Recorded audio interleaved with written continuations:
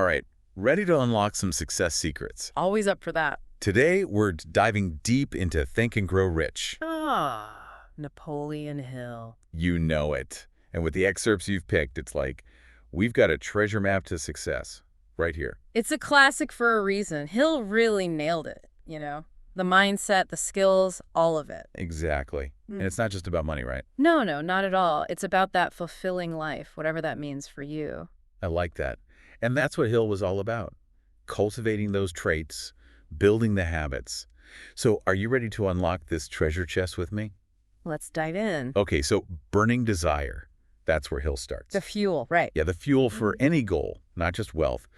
But he doesn't just say, want it badly. There's a technique. Oh, yeah. Visualization. Make it real in your mind. Exactly, like tricking your mind into thinking you're already there. Powerful stuff. But what happens when you hit those roadblocks? Because you will. Oh, for sure. That's where the goal setting comes in, the planning. So more than just dreaming big. Way more. Hill's all about details, specifics. Write those goals down. And read them. Twice a day. Morning and night. Imprinted on your mind almost. Aligning that subconscious, you know. I've heard of that. It's interesting how something so simple can be so powerful. But isn't that getting into, like, autosuggestion territory? Totally. It's all connected. Unwavering faith in feeding your mind with the good stuff. So, like, if I tell myself I am confident enough times. You start to believe it. It's building that belief from the inside out. Hill was big on that. Okay, I'm seeing the connections here. But honestly, sometimes all the positive affirmations, it feels a bit much. Cheesy, maybe. Yeah, a little. What about the downsides? Could all this positive thinking make you blind to the real problems? That's a good point. It's about balance, right? Positive thinking isn't about ignoring the negative. So not pretending everything's perfect. No way. It's about approaching those challenges with a different mindset. Okay, so like instead of I can't do this, it's how can I make this work? Exactly. It's about choosing how you react, how you frame things. I like that. Hill believed we have a lot of power in our minds, and he's got some pretty inspiring examples. Oh yeah, like Gandhi. Unwavering faith led him to freedom for India. Incredible example, right? Talk about unshakable belief. Okay, so we've got burning desire, clear goals, unwavering faith, autosuggestion. What else is in Hill's treasure chest? Well, he flips the script on knowledge and education. Oh, how so? It's not just school, right? It's lifelong learning. Continuously expanding your knowledge. Exactly. Finding the skills you need wherever they are. Even more important, knowing where to find that knowledge. Like building a network of experts. Exactly. Which reminds me of Henry Ford. Self-made millionaire. With very little formal education, but he knew how to find the right people. Resourcefulness, right. Absolutely. Okay, so lifelong learning, build your network. What's next? Imagination. Hill calls it the workshop of success. Interesting. So coming up with new ideas. Well, he actually breaks it down to two types. Creative and synthetic. Two types. Yeah, creative is like inventing something brand new. Got it. And synthetic is taking those existing ideas and putting them together in new ways. Okay, so like that creative is inventing the wheel. Right. And synthetic is figuring out how to put wheels on a suitcase and boom, rolling luggage. Perfect example. That's awesome. And Hill uses some great real-world examples too, right? Oh, yeah. Think about Sony. They took existing audio technology and invented the Walkman. Right. Or Coca-Cola. Started as a headache remedy, ended up a global brand. Wild. It's all about challenging assumptions, seeing things differently. Keep that imagination muscle working. Exactly. It's like any skill, right? The more you use it, the better you get. Absolutely. But it's not just about understanding these ideas, it's about actually using them. Putting them into practice. Exactly. And that leads us to self-awareness. Knowing yourself, your strengths, your weaknesses. Seems pretty basic, but I guess it's easy to overlook. It is. Hills actually has a whole checklist of questions to ask yourself, really digging deep into your habits, your beliefs. So, an honest self-assessment. Yeah, and he even suggests getting an outside perspective. Oh, interesting. Like feedback from someone who knows you well? Exactly. Sometimes we're blind to our own patterns. Oh, totally. It's hard to be objective about yourself. Right. And all this ties back to Hill's research on failure. Failure. Yeah. He found some common traps people fall into.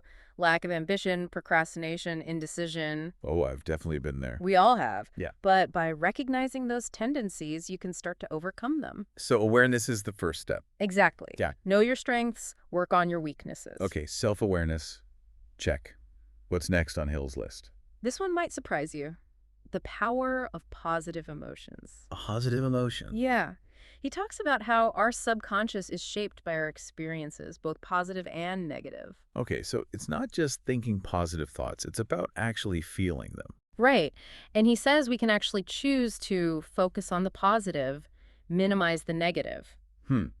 But doesn't that sound a bit like, you know, toxic positivity? Mm. Ignoring problems, pretending everything's fine? No, no, that's not what he means. It's not about denying the negative. So not pretending everything's perfect. No. It's about consciously choosing to focus on the good, the possibilities. Surround yourself with positive influences. Do things you enjoy. Create an environment that supports you. Exactly. And it's not just about feeling good, it actually helps you succeed. Really? How so? Well, positive emotions boost your creativity, your resilience. They help you solve problems. Makes sense. When you're feeling good, you're more likely to take action, keep going even when things get tough. Exactly. Which brings us to another key principle, persistence. Persistence. Hill says it's the key to success. Most people give up too easily, you know? So it's not just about having the desire, setting the goals, it's about sticking with it. Exactly. He actually found that lack of determination is a major reason people fail. Successful people make decisions, and they stick to them. But doesn't that sound a bit rigid? What about adapting to change? Good point. It's not about being stubborn, it's about having that inner compass. Knowing your path and being selective about whose opinions you listen to. So surround yourself with the right people. Exactly. There will always be negativity, people who doubt you. But you need to protect your determination. Build that support system. Yes.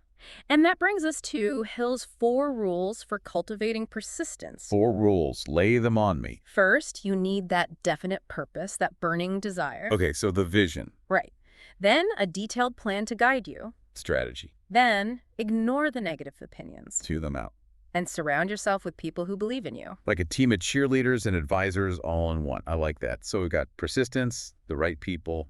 Anything else? One more big one, the brain trust. The brain trust. It's Hill's term for a group of like-minded people working towards a common goal, like a mastermind group.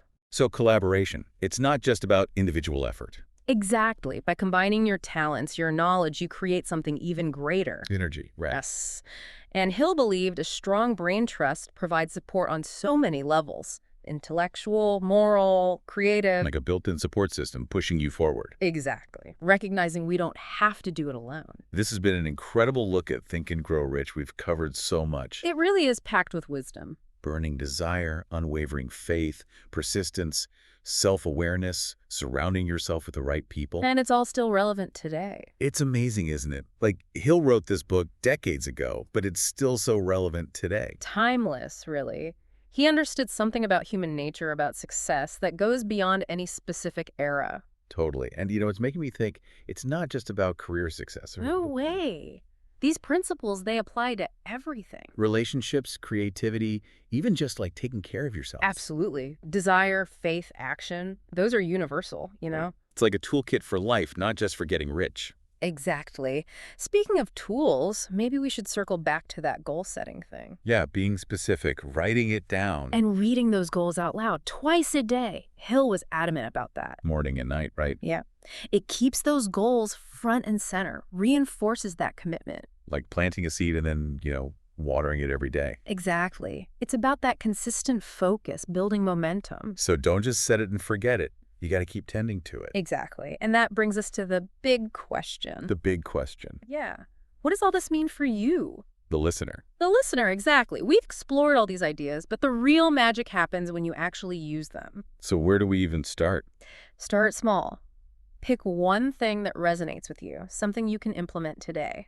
Like choose one tool from the treasure chest. Exactly. Maybe it's spending 5 minutes visualizing your goal, really feeling it. Or trying those positive affirmations. Or reaching out to someone you admire, starting to build that brain trust. So many options. The key is to choose something and commit to it. Just for a week, see what happens. Track your progress, see how it feels. Exactly. Take ownership of your growth. Create the life you want. Love that. And remember, success doesn't have to mean money or fame. It's about that fulfilling life, like we talked about at the beginning. Living on your own terms, aligned with your purpose, and Hill gives you the tools to do just that. Well, this deep dive has been Amazing. Thank you. I feel inspired, ready to tackle some goals. Me too. It's a good reminder that we have the power to shape our own lives. And to everyone listening, thanks for joining us. Go out there, chase those dreams, and believe in yourselves.